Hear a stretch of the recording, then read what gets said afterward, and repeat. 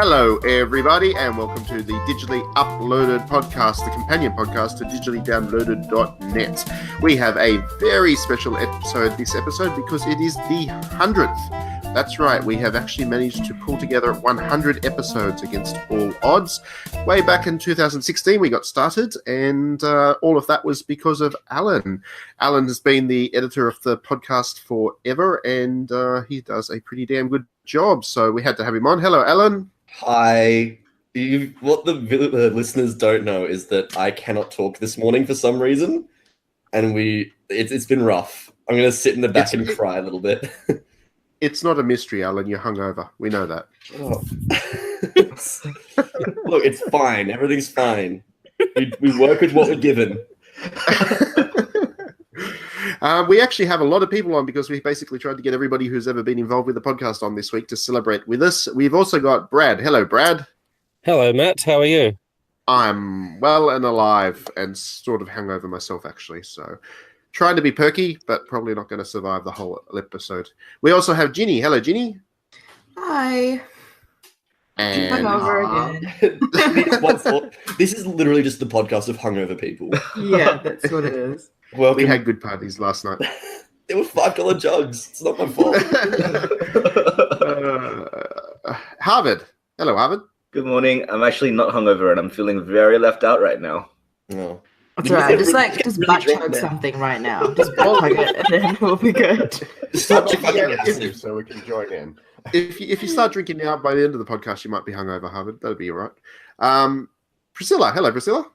Hello. I'm also not hungover. Responsible group. And finally, Trent. Hello, Trent. Hello. I potentially have diarrhea from like the. Wow. Well, that's certainly something Somehow to. worse than all of us being hungover is the fact that Trent might have diarrhea.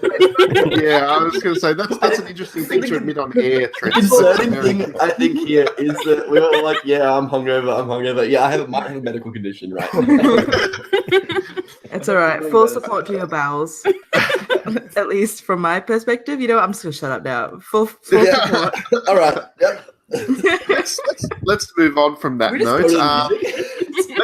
It's a proud note. We've got to kick things off with the announcement of the best game of all time, which was announced this week. Untitled Goose Game. That was pretty cool. Yeah. That's so cool. It's a game about honking.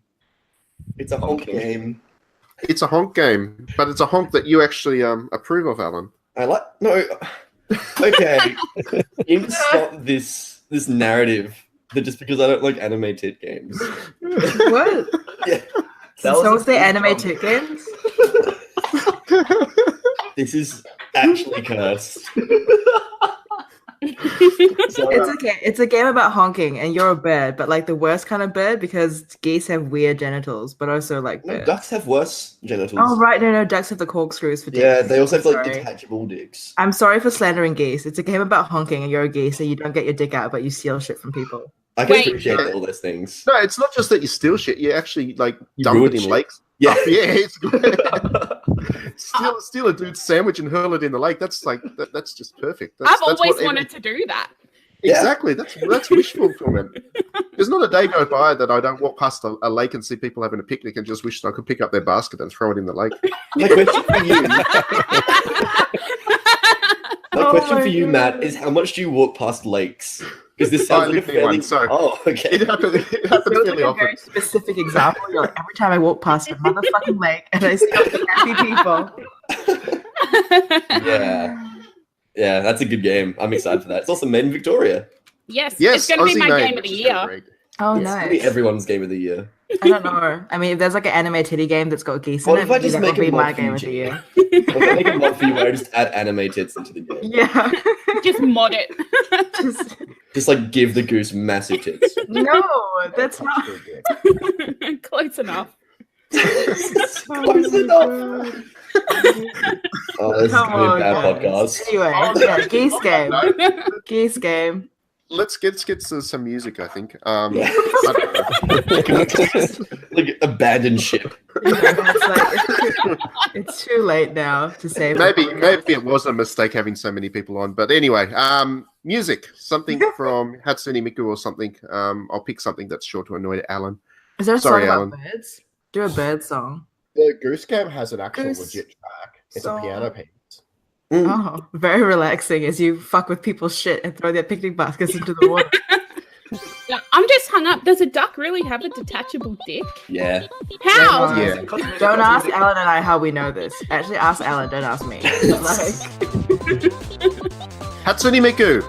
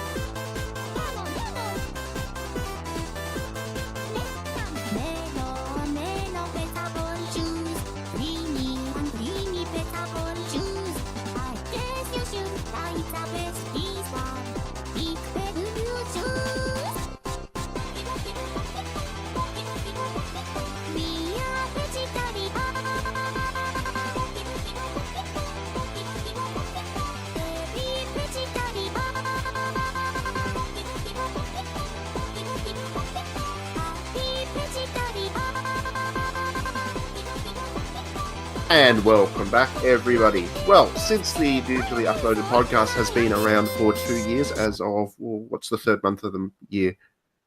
March of 2016 was our first one. See, I told you I was hungover. It takes me a while to do math, like months and stuff. It's not. Well, it's like not maths though. It is maths to me. It is maths to me, Alan. Anyway, point is, we're going to go back and look over the time since we started doing the podcast and pick out some highlights and stuff that has happened in the games industry that we've particularly liked. And we'll start with Brad. Okay, So, Brad, sorry. tell us, what's your highlight of the last couple of years? Well, I guess over the last 2 years, probably one of the biggest thing that I've found is like the Switch with its thousands and thousands of indie games has been a particular highlight. But I think the biggest highlight for me over the last 2 years was probably Breath of the Wild. I did write a 2,600 word thesis on it for digitally downloaded. And I think that, from memory, I think that was probably the fastest time you've had to close the comment section, Matt. Yeah. No, that was... I actually remember us talking a lot about the upcoming release of the Switch, and I don't think any of us were particularly keen on it until it actually came out. Alan, you've been around since the start as well. You remember all of those conversations. We were all like, it's going to be like a repeat of the Wii U. Yeah, it looked like a repeat of the Wii U. And then I bought one, again, like the Wii U. But yeah, it's good. And Breath of the Wild certainly helped kick the Switch off. I think we can all agree. It's an okay game. It's such an okay game. I'm still stuck in the tutorial. On the plateau. Yep, on the plateau. I never get off that. That's my I entire spent Zelda. 400 hours in that game. Oh my On the gosh. plateau? Can you help Matt get off the plateau? Because like the story of why he's up there is just the funniest thing. I will drive to Wollongong and help him out. Yeah. Can I like send you my save file and you just kind of figure out where I actually managed to get lost and unlost me? For some reason, I have this image of Matt getting stuck in a tree. Like sitting in a tree. Just It's very, not so very... far off the track. There's like a tree full of goblins and stuff, and it's a cold area, and then there's a river that I can't get across, but I know I need to get across because there's a mountain or something, and I don't know. I'm very lost. Oh, I'm very confused. Levitate the middle thing to make a bridge. I tried that, and it doesn't work. Just eat These some things chilies. don't work. I don't have any chilies. Well, there's a There's problem. chilies on the ground everywhere. in front of the snow place. I don't have any chilies. So I thought moving it was on. close as well to like look that way. Yeah. Moving on. Since Trent had said something there, Trent, what's your highlight of the last couple of years? Well, I'm gonna be boring and say the Switch of Breath of the Wild again. Oh my gosh. Bad. No, I'm going to keep on the Switch though and say the Rabid game, Mario X Rabid. Yeah, Kingdom Battle. Everyone didn't expect that game, and when it came out, everyone was like, "It's going to be crap," and I'm like, "It's going to be good," and no one believed me, but it was good. It's true. No one believed you. Yeah. No, Also, I would love like it. to. I'd like to very quickly point out the way that you said "rabid" just there. Raven. Yeah. Yeah, like rabid, like rabies. Yeah. Well, it's pretty It shook me a little bit. It's pretty appropriate. But yeah, I think we all were like, yeah, Trent, you're wrong. But you weren't. So Yeah. It impressed us all, I think. Guys, there's a great YouTube video where the creator of the game kind of explains how it was his absolute dream to make a Mario X Rabbids game. And I thought that too, that it's a very strange and very specific dream to have. But he was so honest about it. I really recommend watching it. It's a great video. Isn't it the same one where it explains how he stalked me and Moto to like some hotel room or something? And Yeah, that one. He was like, yeah. he would do anything to get his Rabbids into his Mario or something. And What it the was, Wow. X-rated. like Once again, the podcast evolves in bits. right. Okay, Yes. that was horrifying. Ginny. Oh, me, even Ginny, more tell us your horrifying. highlight. Yeah, tell us your highlight. My highlight of the last 2 years, I'm gonna go with the like very, very safe one. And I'm gonna say Super Mario Odyssey is actually my highlight for the past 2 years. I know Matt hates it and thinks it's really stupid and bad. But I also think it's stupid and bad. okay, listen. At least Alan's played it. I haven't actually played it. I just I think maybe it was because it was like I got the code just before PAX weekend, and it was like 3 a.m. I had a bunch of appointments lined up so I can play it, and I was like half delirious from lack of sleep and lack of food. So maybe that's why it seemed so good to me at the time. Because like when they were going through Jump Up Superstar, I was like, yeah, I'm feeling so encouraged. Something's getting me through life. I don't want to die. Oh my gosh. Wow. That might have been that. But I just remember like going through that moment and just the way that the game never really actually slowed down. Like I thought the game would peak when you hit, Jump Up Superstar, but it just kept delivering more and more things. And it's just such a nostalgic feel to it while also making use, I guess, of everyone's favorite console, which is basically the Switch now. If it's not the Switch, then you're wrong because it's the Switch now. And I think it's just such a great expression of everything that Mario's about. I mean, fuck Mario Tennis. I'm sorry if you like Mario Tennis. Fuck Smash. I also play Smash, but like if you really want the Mario experience condensed into like one gigantic, screaming, beautiful package, it's Super Mario Odyssey. I don't want my package to scream, Ginny. No, it should always scream. Okay? It's like Harry Potter. Yeah, I think exactly. it's the It's like start the of the cursed egg. conversation, so I It's the don't know cursed what egg, but game good. she's gonna say. Okay. So yeah, that's my Harvard. highlight. Tell us your pick I of was the last couple of years. I was trying really hard to think of a non-Switch example, but I'm going back to the Switch because I haven't It's played balloons. Cloud. It's balloons.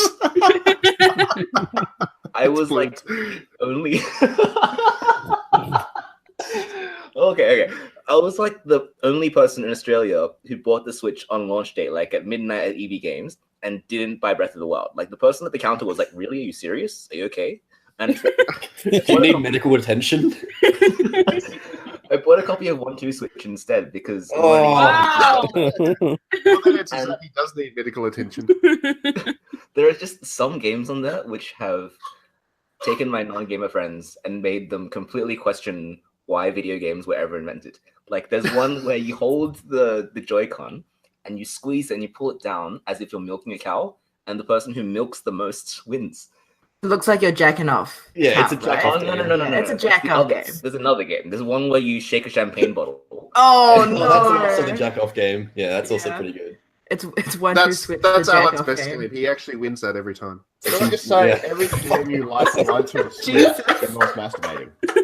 Oh my god, that was unexpected from Matt. It was like full of venom as well. Yeah, Matt was like, "Oh god, Alan's just so good at jacking off every time." Like, Well, I'm jealous because he beats me. He beat you. He beats you. He beats you in the game, or he beats you off. I'm confused about this. Both, I think. Both, I yeah. regret making this choice. I don't know why you decided to pick 1-2 Switch as your game of the generation. I know. All right, we work with it. Priscilla, tell us your pick of the Okay. last couple of Sorry. years. Originally, I was going to choose Breath of the Wild because it was the first Zelda that I beat, but I decided not to, and I'm not choosing a Switch game either. I'm going with The Last Guardian. Ooh. Yes. That's like a good, I hate to solid, see- emotional, respectable choice. So, Yeah. applaud So- you.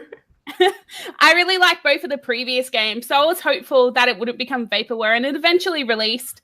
And I love it. Trico, I don't know. Anyway, I love how it actually acts like a dog, cat, bird thing. And as you go through the game, you kind of develop your bond and you do things. And also sad, it's the only game that I ever cried in. I was 9 months pregnant, but it was so sad towards the end. I still don't want to spoil it, but I was crying. So it gets my vote because it's the only game that gave me a heart ever. Gave you a heart. Yeah. So nice. That was so wholesome. It was. It is a lovely game, and hopefully it gets another chance because it probably didn't sell as well as it deserved back in It'll the probably day. get a new PS5 Yeah, version where it actually runs like a video game and not like a slideshow.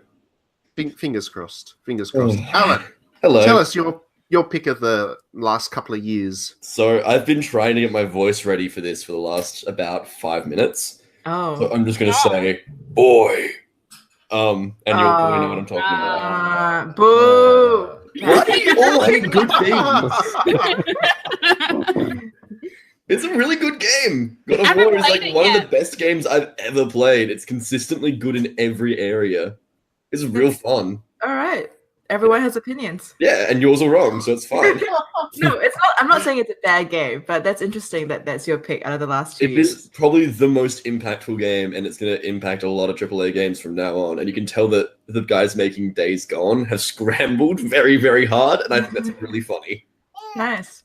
Yeah, Yeah. that game's really, really good. Also, the soundtrack is like oofed. It's oofed. Oofed. Do you describe what oofed is? Like, It's is that like a you feel it in your balls kind of situation, or Why do you always go for the balls? no? It's a no. It's like there's like a Croatian saying where it's something so good that you feel it in your balls. That's what I mean. I mean, sure. I mean, it's Great.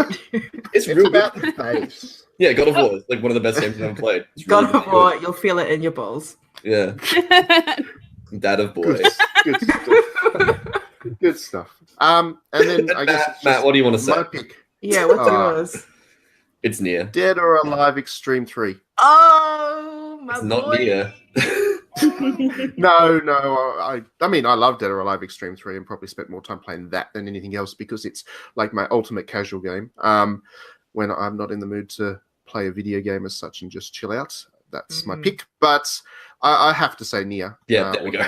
Yeah. Because that is the best game that has ever been made, and it shouldn't have been made because every other game that Yoko Taro produced before that was an absolute critical bomb. And I remember waking up actually the E3 that it was announced, and my Twitter feed just went berserk because everyone's like, "Hey, Matt's going to be pretty excited about this," because nobody expected that announcement to come, and then it just kept delivering. The closer it got to release, the more exciting it looked, and then it came out, and it was absolutely mind blowing. So best game ever made and stuff. I will put in a quick mention as well to the revival of the Yakuza series in the West. That's been a pretty good thing to watch over the last couple of years as well. Thanks to Yakuza 0 doing really good. And then Sega's done a really good job keeping that series going. And hopefully it keeps going into the future as well. Yeah. So on that note, we're going to go to some music. Some pretty music. Let's do something for Alan's benefit. Let's pick something from God of War. Yay! Oof.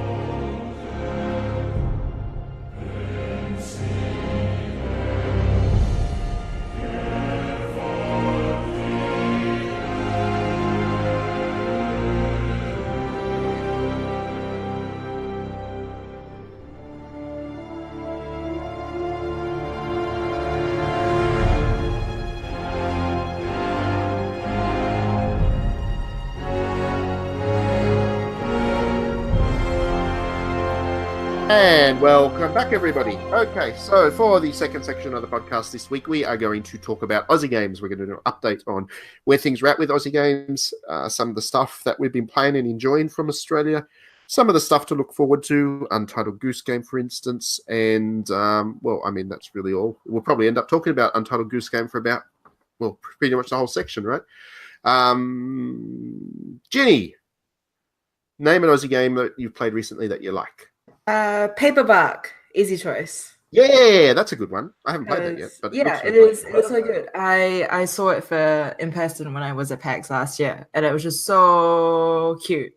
I love animals, love wombats, hate geese, love all the animals. But it's just like a really, really nice thing to see. Like it, it's a lot of it is kind of based. The art style reminds me of like, I guess, classic Australian watercolor paintings of the bush and the outback and stuff. And just the fact that you don't really feel any pressure. It's just like a really, really good game. You're just ambling around, being a wombat, living your life. And I quite like this trend of games being put out by Aussie studios which actually aren't super heavy on violence or making violence like mandatory. Yeah, Yonder's the other one, isn't it? Yeah, so I mean Paperback was really good. And then you've got Necro Barista, which is going to be coming out soon, which is like a VN style, very heavily anime inspired game, which is all about narrative and coffee in Melbourne.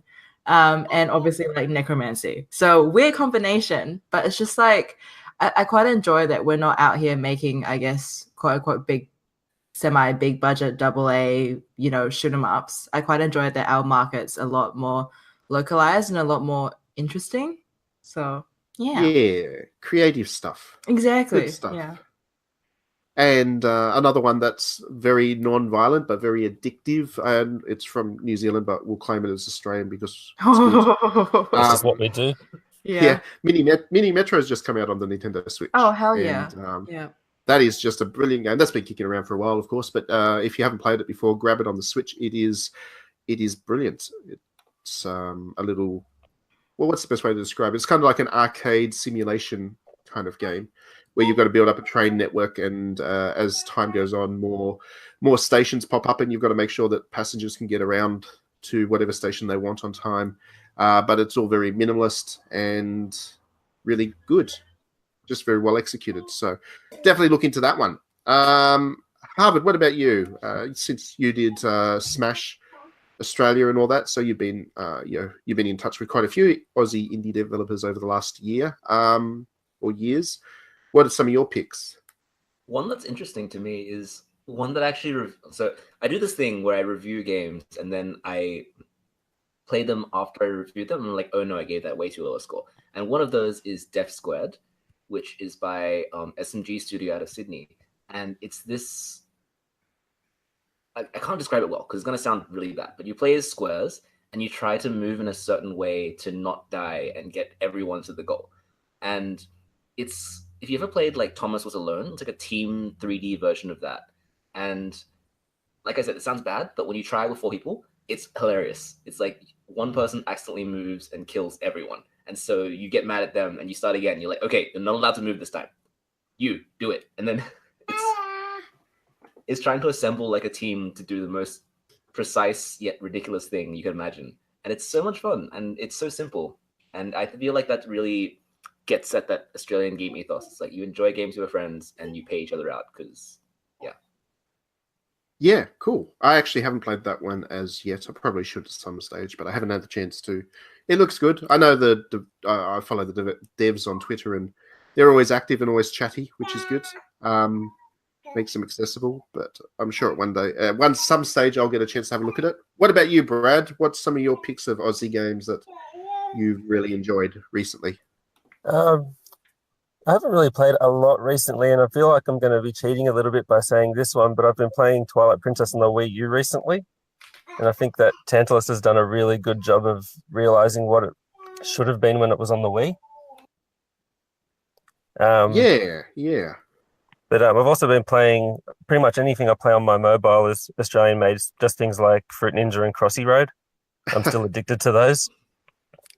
So, yeah. Yes, and Crossy Road passed a milestone fairly recently. I think it was 200 million downloads or something, which is pretty amazing. Given that was created by a small developer, I think of 2 or 3 people or something. So, yeah, good on them. Trent, what about you? Tell us some of your picks from Australia. Well, I haven't really been playing any Australian games, and in terms of mobile games I play, that's not very patriotic, Trent. I'm only playing Pokemon Go, and unless Pokemon Go is suddenly developed by like Tantalus or some other Australian studio, then it's obviously not applicable.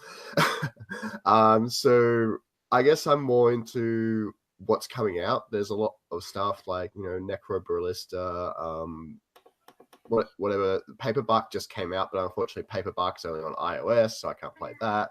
But that was in my sort of realm of things I was excited for.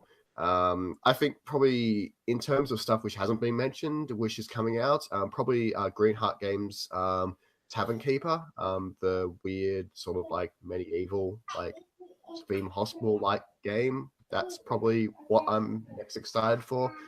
I like those sort of simulation games where basically you can build whatever you want and then have like stories and fun stuff and all other cool things inside it. So that's what I'm excited for. Cool.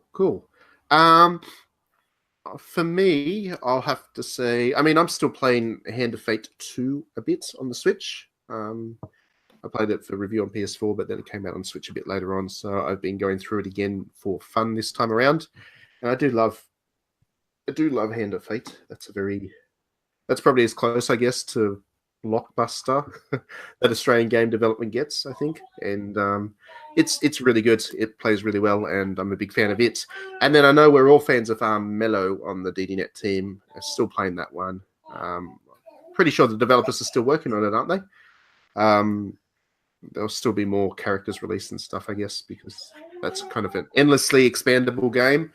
And then the one that I'm looking forward to, which hasn't been mentioned, there's a company called Tin Man Games, and they specialize in taking those kind of game books and turning them into video games. They did Warlock of Firetop Mountain, and they turned that into kind of a board game-ish kind of thing.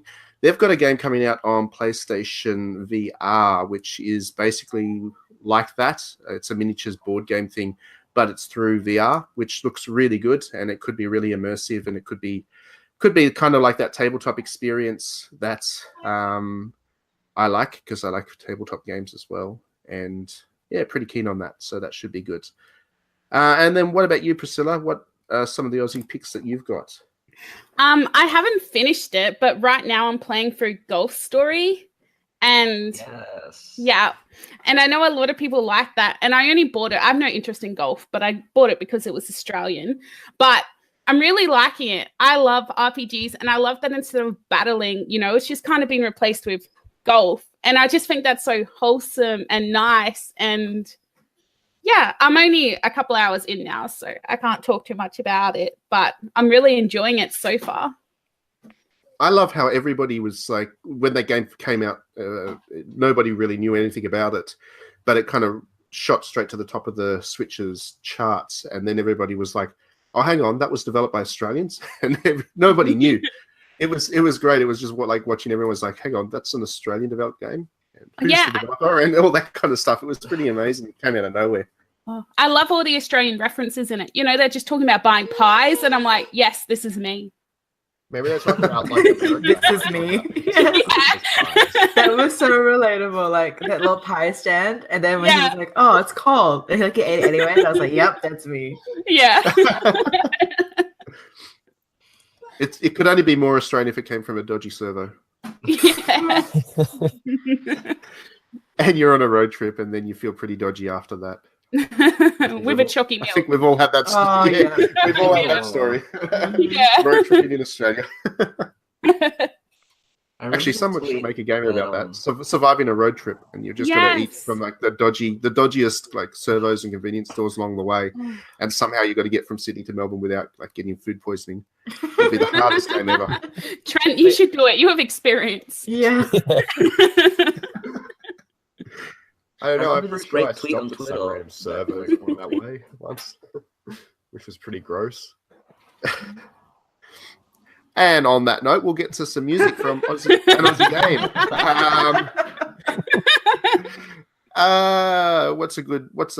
We didn't talk about Hollow Knight, and Alan will hate me if we don't mention Hollow Knight. So we'll put some Hollow Knight music in there, and that will make it all better. It's a good Alan's game. not Play here, Hollow by the Knight. way. Play Hollow Knight. Alan had to leave for all the listeners out there. He's not here anymore, which is why you didn't hear from him in that section. Yeah, Just Matt in just case you're killed him, wondering. actually. Matt just offed him. You shamed him too He's hard gone. for that on Yeah. We had a difference of opinion. All right, Hollow Knight music, then we'll be back and talk about something else.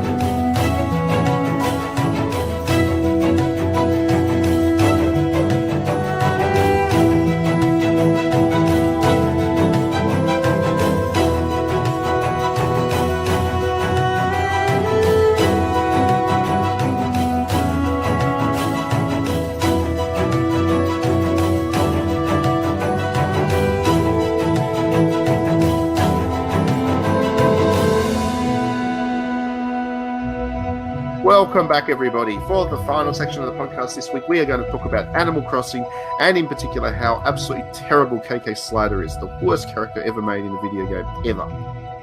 Wow. Yeah. Some I real would. No one else antagonism. agrees. As the editor, I get to say these things. And be right. But yeah, Animal Crossing. We all love Animal Crossing. We've all played Animal Crossing.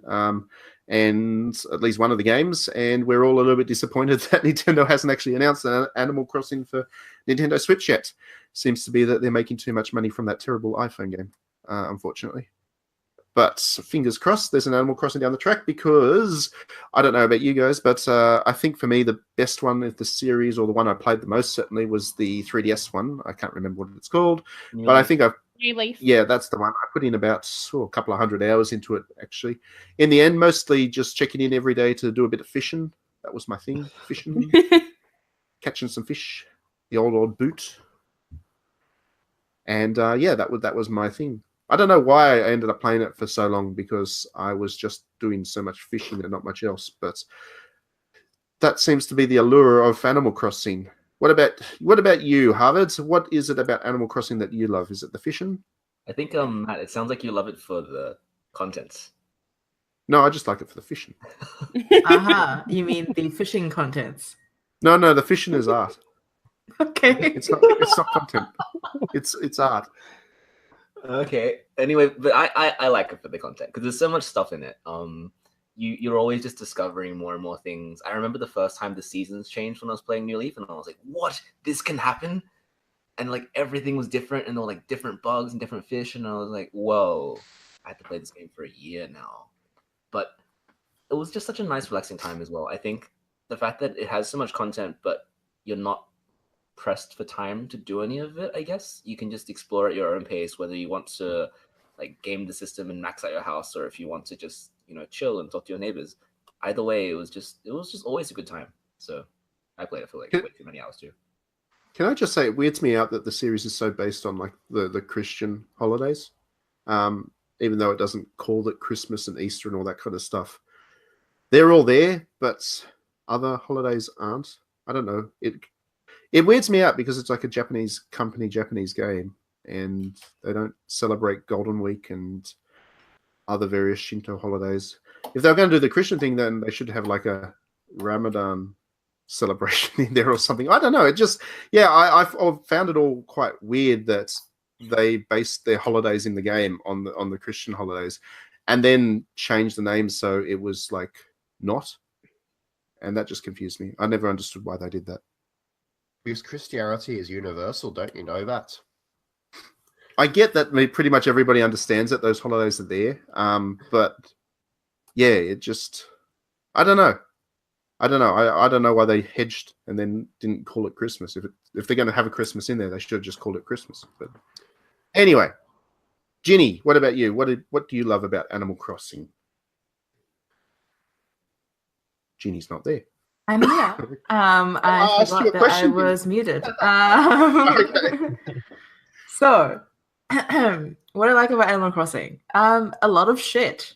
I find the whole like, I guess town building aspect really relaxing. I think I got into it when like my life was not so relaxing, and I was like, oh, this is really nice. Just some time away to like be in a place where everyone's pleasant to you, and you can do things at your leisure, and also like ruthlessly exploit everything for money, like golden fruit and all the other stuff, and catching bees and bugs and all the other stuff.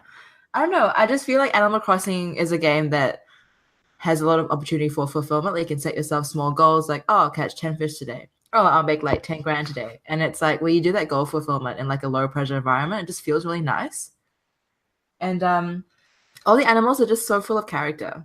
Like some of them are real dickheads. But on the whole, they're really full of character. And I know they're all just like randomly they're all like procedurally generated and all have their own like computerized traits and computerized habits, and like they're just like they're just code basically. But some of them are so adorable, and I get really attached to having like the perfect village full of people that I really like hanging out with. And so I'll try and like bully the villagers that I don't like to get them out of my town so that I can have the most idyllic town possible. And yeah, I mean, like I go real hard on all the customization stuff, like making like tiles that look like roads so I can pave my town, like sectioning off my flowers according to pollination and stuff like that, and having like set orchids for my fruits to grow in. So I like to really, really organize the crap out of my town and make it look like a perfect place to live. So I'm into that and the relaxing stuff, but mostly into like having a lot of control over pretty much everything and creating the perfect place. So yeah, that. And filling your house up with stuff. Oh my god, my house is huge. There's so much shit in it. I've got like themed rooms. I have like a Mario themed room, which is that game should actually have like a warning that it encourages like hoarding behavior. Yeah, I think it does actually. You're right. It really does. You end up with so much junk and you got nowhere to put it, so it ends up just lying on the floor and stuff, and you're like, oh no, this is not how you're meant to live a life. But you do anyway. Because there's more stuff for sale. It's pretty crazy. What about you, Brad? As a big fan of Animal Crossing, what is it about the series that attracts you? I just like the overall innocence of it and the ability to take that innocence and completely make the game twisted to your own kind of evil ways. I played the original on the GameCube, and I developed a pretty strong bond with both Hooper and Poncho in my village, and I almost cried when they both left the village. But before they left the village to visit my ex's village, I managed to get them. Wow, Jesus, that's the worst. They ditched my memory card and went onto hers. Oh my god.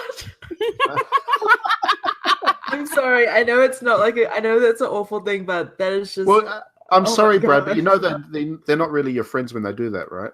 Yeah, it's true. It's probably because at one point I think Poncho wanted a new catchphrase, so I ended up having him call everyone a dipshit. So he went to my ex's village, and so then she went up and she met this new villager, and he's like, "Hey, what's up, dipshit?" Oh my god, I love this. Yeah, but that's probably my favorite part of Animal Crossing, is just taking all this innocence and warping it. Yeah, I agree. It's a very big part of it. What about you, Trent? You're a big fan of Animal Crossing. You've played most of them, haven't you? Yes, I have. I haven't played the GameCube one. Actually, no. I think I ended up buying it like years later, but not playing it. But I've played every other one since. And yeah, basically, they're good games. On the sense of warping things, I guess everyone probably posted on like the boards, like the message boards, like swear words and stuff. But it was interesting in terms of like, I was reading an article recently about how the game interprets what you write when you're like doing missions for like the characters, and it's all about making sure it's like a good solid sentence. It's like not and like common words, and so as long as it's proper grammar, you get like you get points allocated and get a good result from talking to the characters or something. I thought that was pretty interesting in terms of how the game rewards good behavior instead of just writing swear words on the board. But in terms of all the customization, I never got into the whole tiling thing. Like, I thought that was a bit weird, putting tiles on the ground, because when you're in other people's villages, you'd be running around and oops, suddenly you pick up the tile and it's like, oh no, you're wrecking my village. Like, that sort of shit. Damn. Okay. Called out. Shit. Yeah. So I just you go through and you do it deliberately. It's good fun when you do that. Messing up No. on accounts is the best. Animal Crossing is about grieving. It's about living. Well, life So is there to convincing. grieve. Yeah. It's about It's there to grieve. living. Priscilla, you've played the iPhone one quite a bit. Do you think Animal Crossing transfers well to like a free-to-play mobile kind of experience? So the mobile one, Pocket Camp, is the one I've played the most. I've quit it now because I couldn't keep up with the constant events. They were doing like 2 or 3 at a time.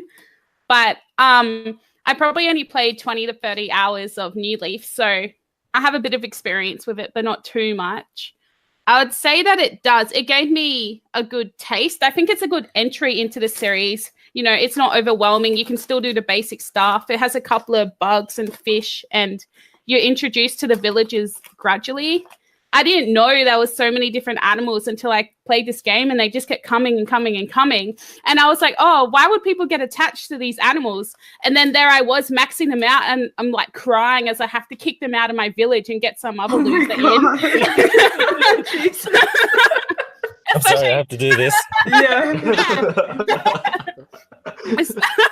Especially Marshall. I'm like, for some reason, this like squirrel looks like a butt, but I really think he's cute.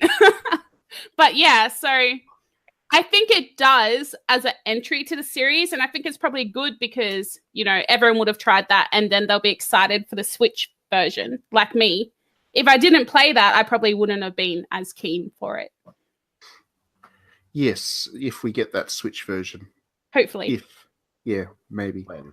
Come on, you gotta believe when is the word. When was the last time Nintendo put a Animal Crossing on a home console, like a TV one? Well, there was No, no they had Wii one for U the one. Wii. Wait, was there? There was no Wii U one. There was a Wii one, yeah. Yeah. Yeah, there was a But I Wii one. feel like So. The DS one and the 3DS one came when there was not really anything on the console. Like, it was something to tide over your time and to do and forget that there were no other games for the console. So Yeah, Yeah. it was still I don't very know how early they're gonna on get in the this one. Wii U generation, though. So it's been a good while since, like, there's obvious development time which could have happened. So the internet was really excited and hoping that it was this the year. And then when Super Smash Bros. Got revealed and then Metroid got revealed instead, everyone was like, oh no. Well, that's the Not thing. happening. I mean, it won't happen for the rest of this year, obviously, but it obviously probably won't happen for because this is a major franchise. And next year, Nintendo has Metroid and Fire Emblem already on the books. So Pokemon. Oh, So yeah, that's good.